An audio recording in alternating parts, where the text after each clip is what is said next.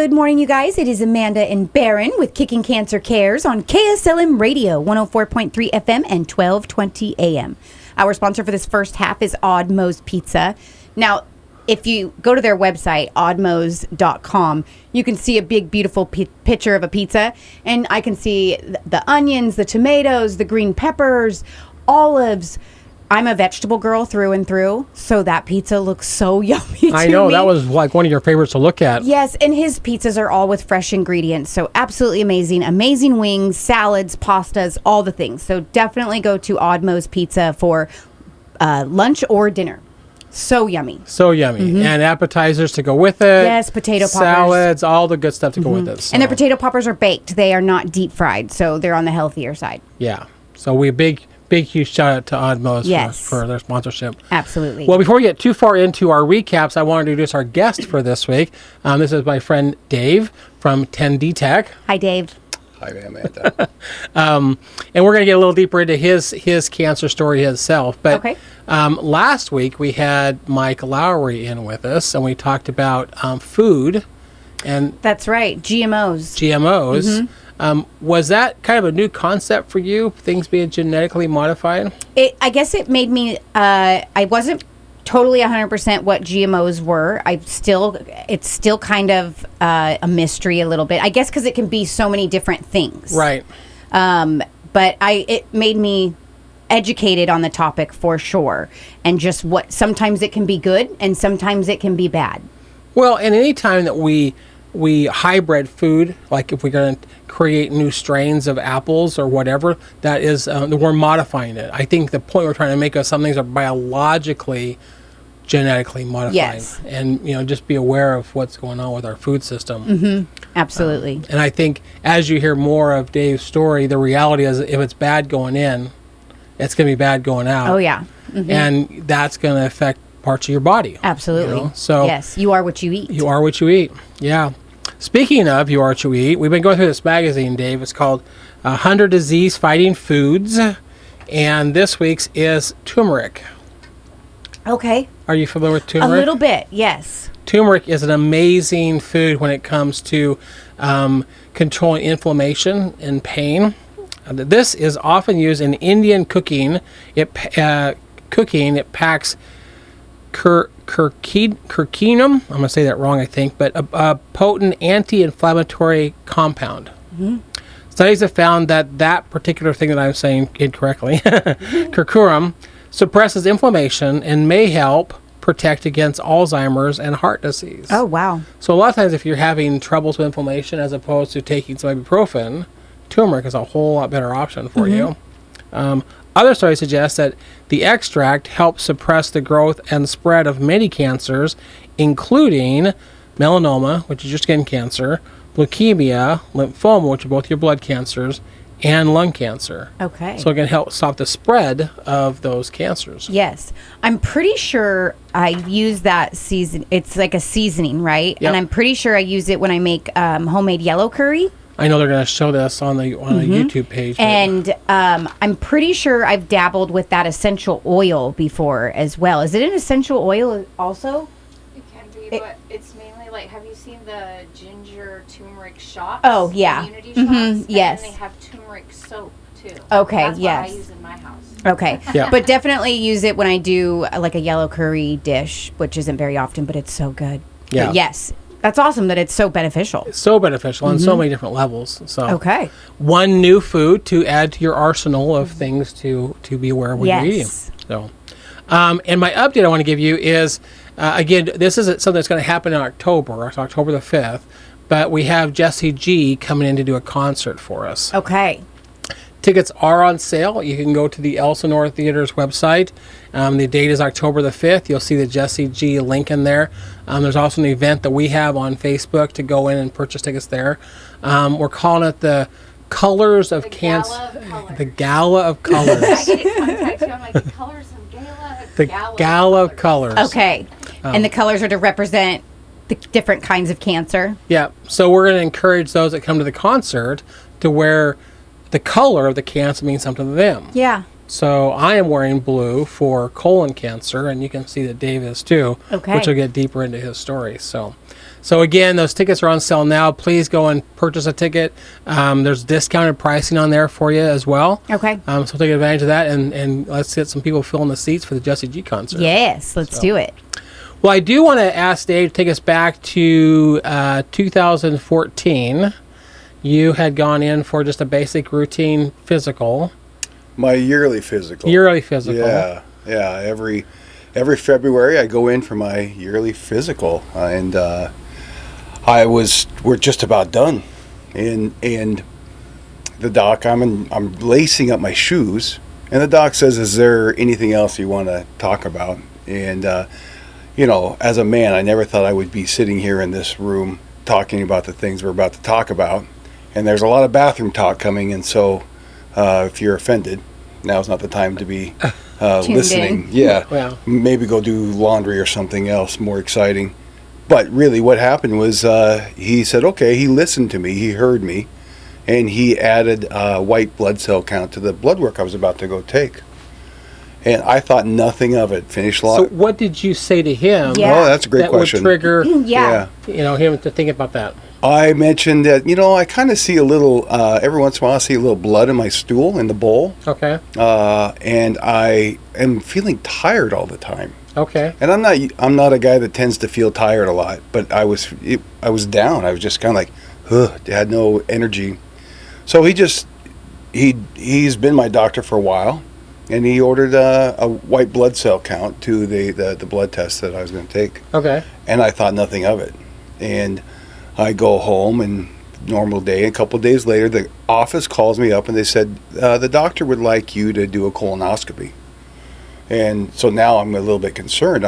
I'm just, So what could this be? He saw something that wanted some more tests to be done. Yeah, my white blood cell count was through the roof. It had skyrocketed, and which was abnormal. And combine that with the low energy, it turns out I'm anemic at that point, so I'm bleeding from the inside, and the blood that was in my stool said that I should probably get checked. Mm-hmm. And I'm 47 years old, and so that's 3 years before you're supposed to get checked. Yeah. Now, and they have lowered that age right away. It's 45 now. Yeah, Okay, it used to be that they good. suggested a colonoscopy at 50. Now they're Yeah. saying 45. Yeah. Good. So it wasn't even in my mind that that was something that would be possible, because I'm not 50 yet. Right. And so he schedules the colonoscopy, which is a whole experience if you've never done it yourself for the first time. And back then, it was not like it is now. It's much simpler now. A couple pills and you're done. Yeah. We had to drink about a gallon of this stuff every couple hours just to evacuate my system, which is, I could go on and I can laugh about it now, but at the time, It's terrible. I had no idea what to expect. So yeah, I just kind of went along and went in for the colonoscopy, and I woke up, and there is my wife and my doctor standing over me, my colonoscopy doctor, and he says, "Mr. Hodgert, I'm sorry to tell you that you have cancer. I'll have to send some of the biopsies in for tests, but in all my years, I'm very positive that you have cancer." Not exactly what you expected to hear when you came out. No. Not at all. No, and so my wife Lori and I go kind of like shockingly get back in the car. We're just kind of numb. I'm starving, so we go get a hamburger because that's what sounded really great. No, she hadn't heard it either. This was the first. She was standing with me. So the first she heard it was when you heard it. Yeah. Okay. Yeah. And no stage or anything at that point. He just letting you know this is what I see, but it needs to be sent off. Yeah, he kind of, so a few days later they evaluated me to be at stage 3C, Okay. and which means that it's confined, it's curable, and I have a 5-year survivability of about 74%. Okay. So At that point. and so I'm confident that I'm going to beat that. Right. Mm-hmm. That's 75. That's great odds. That is. And I'm a positive guy, and I just knew that not a big deal. We're going to get this done. 3-day stay. maybe chemotherapy, and we're on our way. And that's it. And so through the next month, I mean, not even a month, it was like he needed us to get into the operating room as soon as possible, and I didn't recognize the urgency at that point. And so I do an MRIs and I do these tests. The hardest part is waiting for the results. Oh, I'm Yes. sure.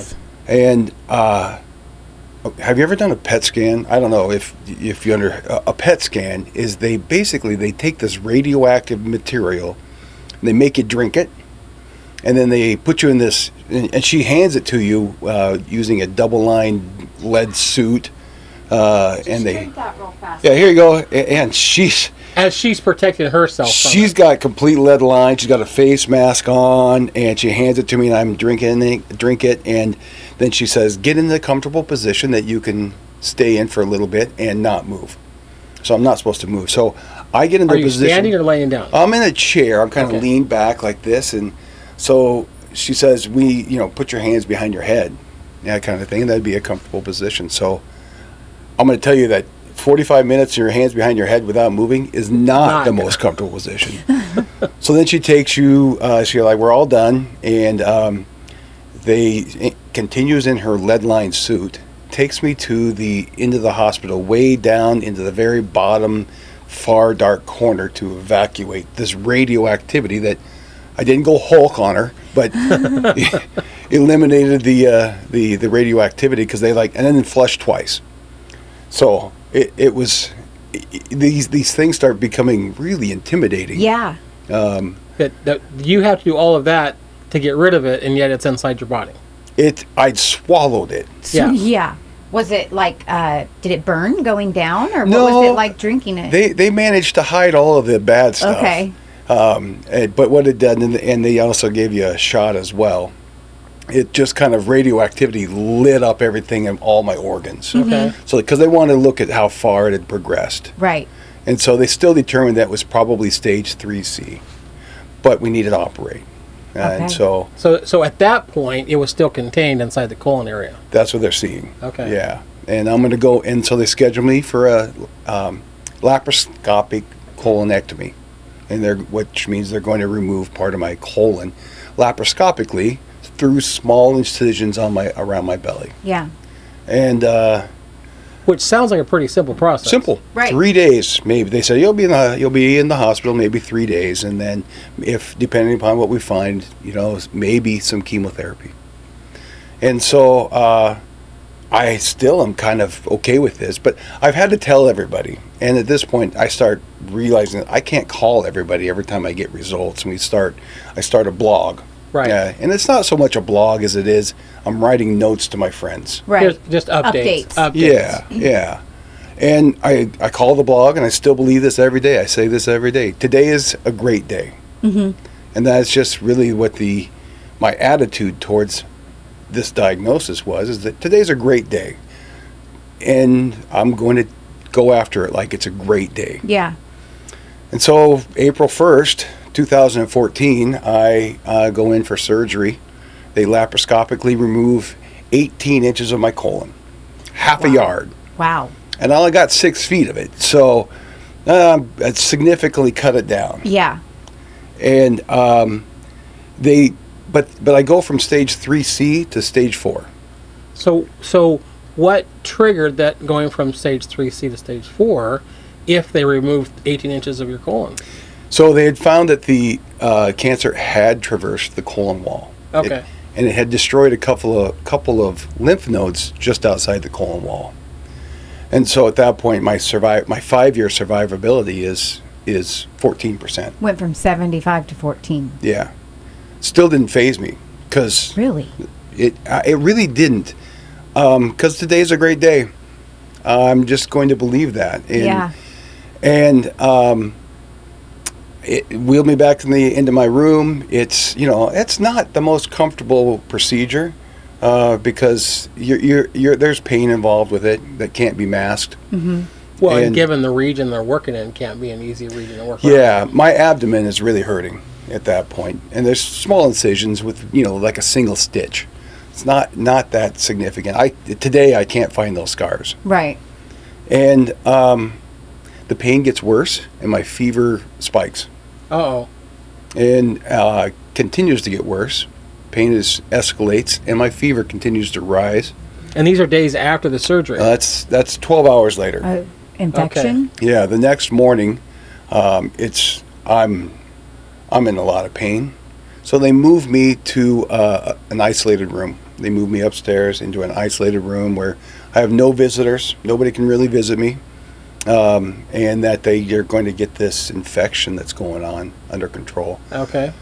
Well, 1:30 in the morning, the pain becomes 11 on the scale of 10, and I'm pretty sure that I'm going to burst. Oh, jeez.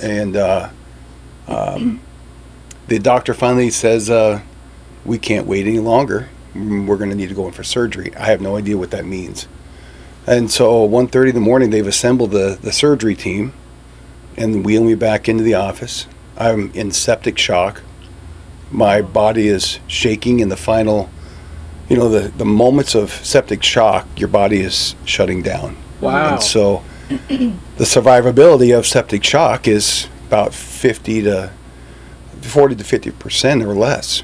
Combine that with my 14%, and I'm suddenly aware that I do not want cancer to define me or my family, and I pray that this is not what defines my family. This is not what they go through the rest of their lives defining this, and or having to talk about this. Yeah.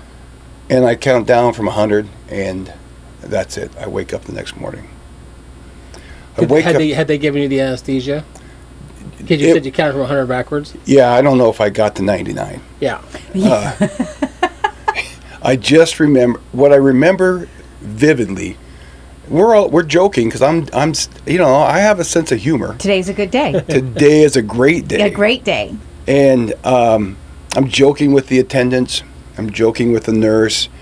And I said, Raisha, I bet you I can get to 90 before that gets into me. And I didn't. 199. That's all I remember. Well, you probably gave him a good laugh. Oh, I'm sure they had a great laugh. But I'm shaking. Yeah. I am terrified and yeah. I guess I still never was really frightened. I'm surprised that you got that, considering that they did it laparoscopically, because typically that's going to occur when they cut you open and something's exposed. But right when you're open for so long. Yeah. But this was very, very minor, not minor, but it was a simple procedure. A more simple procedure. Yeah. So I'm really surprised that happened. Well, the resection didn't take. So when they put the colon back together, it kind of had like a leak. It split. Yeah. Oh, okay. Mm-hmm. It burst. It didn't hold. The staples didn't hold, and so I was leaking into my body. Yeah, okay. You literally were going septic. And so they had this. I wake up the next morning and I have this big wound that basically goes from below my belt buckle up to my mid chest. So they just basically cut you clear open. They had to cut me, and they needed to pull everything out to clean it, sterilize, disinfect it, and hopefully, and then put antibiotics in me and put me back together. Wow. And then also to give that part of my body a chance to heal, and then redo the resection, which they cut a few more inches off. So I lost almost 2 full feet of my colon. And two more feet, or no, a total of. Total. They had to cut more inches off to get a clean resection. Gotcha. And I wake up with that big wound, and which wasn't pretty, and an ileostomy bag attached to my small intestine. So that's what an ileostomy bag is. It hasn't gone through the large intestine.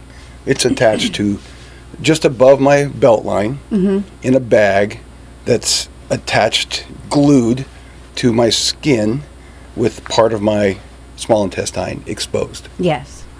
And so basically it's going from small intestine into the bag. Yep. As opposed to going through the process like normal. Yeah. And so I don't have the bag anymore. Okay. He's like, let me get that out. But I will tell you that living with an ileostomy bag is a lifestyle change. Oh, I'm sure. I can only imagine. There's embarrassing moments when the bag bursts. or when the glue fails, or you haven't put it together correctly, and there's just, you never want to go swimming. You don't want to be seen in public with it. You hide under, it's not one of those things I was ever really comfortable with it. How long Definitely did you a have humbling experience. I had it 10 months, and then we reversed it. Okay. Because I was adamant, we are going to reverse this, and I'm going to do what it takes so that we can reverse it. But I wake up the next morning, and my business partner is there. And because my wife, as exhausted as she was unaware that I had gone back into surgery. Because she was, she'd been taking care of me, the kids, people, all of these things. Well, and it happened at 1:30 in the morning, and it sounded like it was very quick, urgent. Yeah, so it started about 9 o'clock is when they're like, something's happening. We're going to need to take a look at this. And she'd already gone to bed. Right. Kids got put down to bed. And this is the day after, right? Yeah. All of this is within 24 hours of having surgery. Yeah. And my business partner, Steve, who has been my best friend now for 42 years, we met in high school, and he's still my partner here at 10D Tech. And he's in my room and fretting over me. And when I wake up and kind of tells me, here's what happened, because they couldn't get a hold of Lori because she had turned her phone off and gone to sleep. Yeah. And so he was my second contact, and explained what happened. And so for the next 16 days, I stayed in that isolated room. Oh, wow. Trying to get that fever down. Mm-hmm. I had a couple more surgeries, again, to go in and find the infection and pull it out. A couple of them, pretty fantastically, I was awake for. Oh, you were awake for the surgery? Yeah, it's pretty amazing. I am, you're on the table, and the doc brings out this needle, and he goes, we're going to numb you up right here, but you might feel a little bit if we hit an organ, and that's why you're awake, because we're going in and we're looking, and I can watch it on the screen. Oh my God! As they pull infection pockets out of my body, but it was like, I was amazed, and then like, oh, you've gone too far. Felt that one. You're like, felt that one. Yeah, and I don't know what you hit, but that one pricked me a little bit. And so it was, you had to find humor. Yeah. And you have to find things that can bring you up, and you remind yourself that today is a great day. Yes. Even here, looking at this is great. Yes. So, and that's what I had so many visitors, and that really is what started setting things apart. People ask, when you tell them you have cancer, they give you this look and like, I'm sorry to hear that. Let me know if there's anything I can do for you. Don't tell my wife that, because she will take you up on it. And that's what she did. People would say, what can we do to help you? And like, let me know if I can help you. So she puts out this list on social media and lets everybody know, here's what we need. Good for her. Yeah. Good for her. Yeah. Yeah, because sometimes You need that extra help. Well, how old were your kids at the time?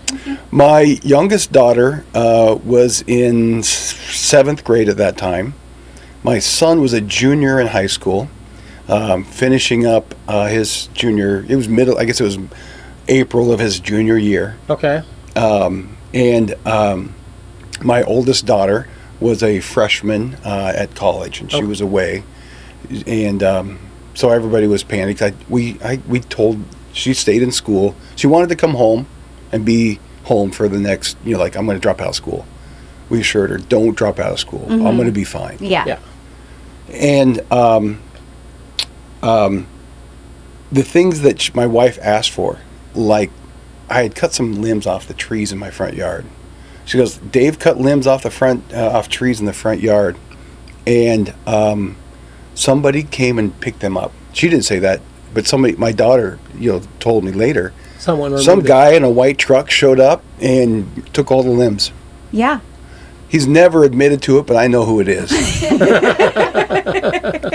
He is a great guy. I love him, and still to this day, just a fantastic human being. But I get home. 16 days later, I'm finally at home. And 16 days, was all that in isolation? All that was in isolation. Wow. The first 8 or 9 days, I didn't eat anything. I had nothing to eat. I lost 60 pounds in 3 weeks. Oh, I'm Whoa. sure. And That's a lot. it was not me. It did Yeah. not look like me. I bet. But I lost 60 pounds. I've gained it back. I put it on. I was determined, and no, To that's get back to a healthy weight. a healthy weight. Yeah, my wife was determined to make sure that you eat your way through chemo, Yes, yes. and I did. I love as, that. as did the community. They did too. Well, I want to pick up this story when we come back from the commercial break because Yes. you talk about community, and community is going to be a big part of the second part of the Yes. story. So huge shout out to Odd Mo's Pizza. You guys definitely go check them out for lunch or dinner. Great, amazing options. So many different pizzas you can choose from, and he'll let you even customize your own. Their white sauce. I love their garlic white sauce. It's so yeah. good. And then don't forget they have the cauliflower crust. So a great alternative, and it tastes so good. You can't even tell that it's a healthy option, if you will. tons of choices. So definitely go check out Odd Mo's Pizza. We'll be right back, you guys. Stay tuned.